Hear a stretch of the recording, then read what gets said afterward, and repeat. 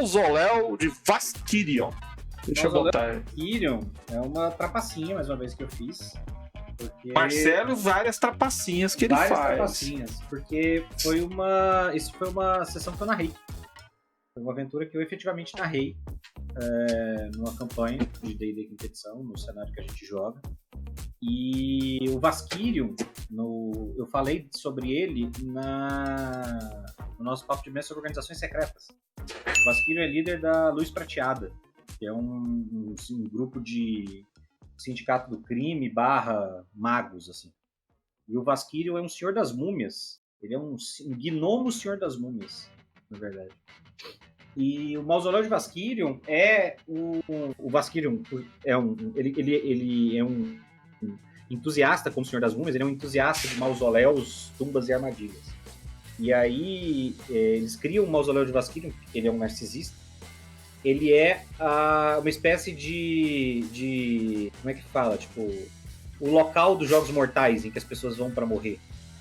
Então toda vez que eles são contratados para matar alguém, dependendo da relevância da pessoa, ou se eles querem que essa pessoa desapareça e morra em local, tipo, eles não querem que o corpo seja encontrado, eles dão um jeito de teleportar a pessoa para o Mausoléu de Vasquirion, que é uma espécie de sequência de armadilhas e puzzles, para que essa pessoa, ao mesmo tempo, seja obrigada a conhecer a história do Vasquirion e vá sofrendo os efeitos, e ou ela seja inteligente o suficiente para minimizar os danos, ou ela vai sofrendo os efeitos até que ela morra em alguma dessas etapas. E aí os funcionários vão lá e recolhem os corpos e jogam no limbo.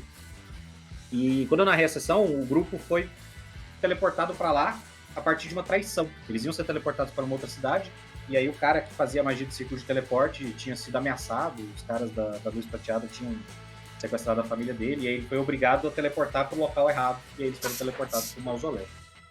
E aí eu vou citar só 2 puzzles que eu coloquei, que são logo um puzzle de chegada, e são os 2 primeiros puzzles, né? Que é a entrada e o cumprimento.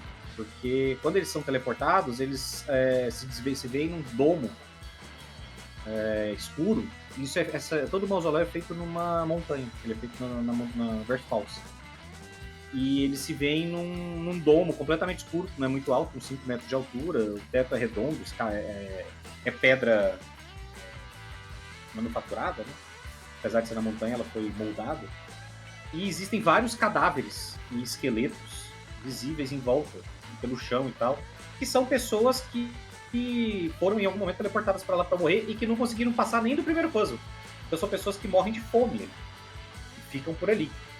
E aí eles conseguem acender tem uma tocha no chão, e se eles acenderem essa tocha, ou se eles acenderem qualquer tocha, qualquer forma de luz ali dentro, essa luz ela emana magicamente de uma luz prateada, por causa da organização.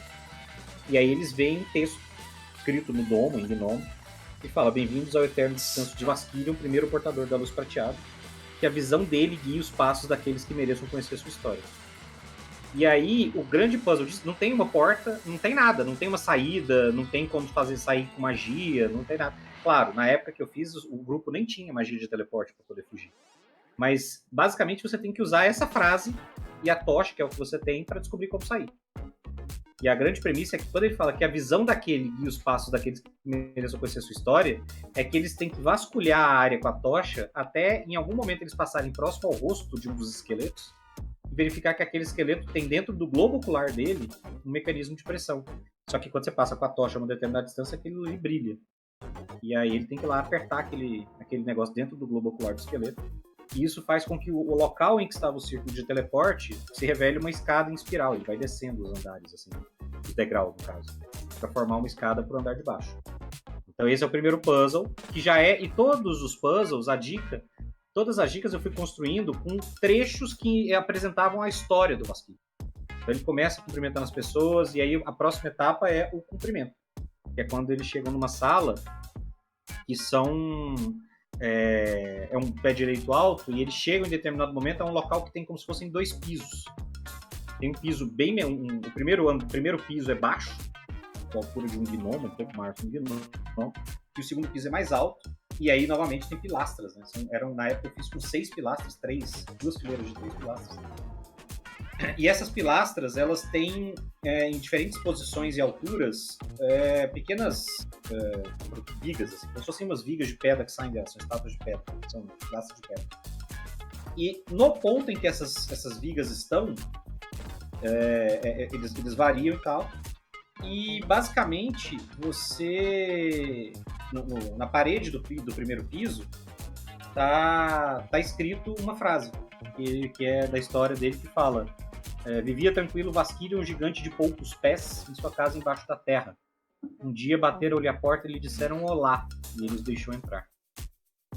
E aí o que acontece? É que nesse local que está escrito, tem uma porta secreta, que você, com um teste fácil de percepção, nota, e aí você empurra essa porta e ela dá acesso ao andar ao lado de baixo das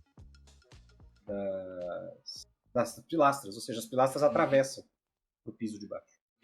E no andar de baixo ela também tem essas vigazinhas. A diferença é que embaixo você consegue girar a pilastra. Você não consegue girar a pilastra em cima, mas embaixo você consegue. E aí você consegue girar essa pilastra embaixo. E aí qual é o puzzle? É que você tem que escrever a palavra olá em gnomo, usando as posições das pilastras em cima. Ou seja, você tem que girar embaixo para que as vigazinhas em cima formem, como se fosse, porque é no alfabeto anão, então é tipo um ideograma, né? A palavra olá é como se fosse um ideograma. Em gnomo, no caso. E aí eles têm que formar esse ideograma, usando os encontros das vigas das pilastras em cima. E aí, quando eles fazem isso, eles liberam uma porta secreta que tem que poderem passar por esse cômodo. E quando eles entram, tem 2 estátuas de pedra. E caso, em algum momento, eles façam qualquer coisa, como danificar pilastras, quebrar alguma coisa, enfim, escrever uma palavra que seja diferente, eles fazem com que que as estátuas sejam ativadas, são estátuas mágicas que vão atacá-los. Helmed Horrors, que vão atacá-los. Então, se eles conseguem resolver o puzzle, e caso eles destruam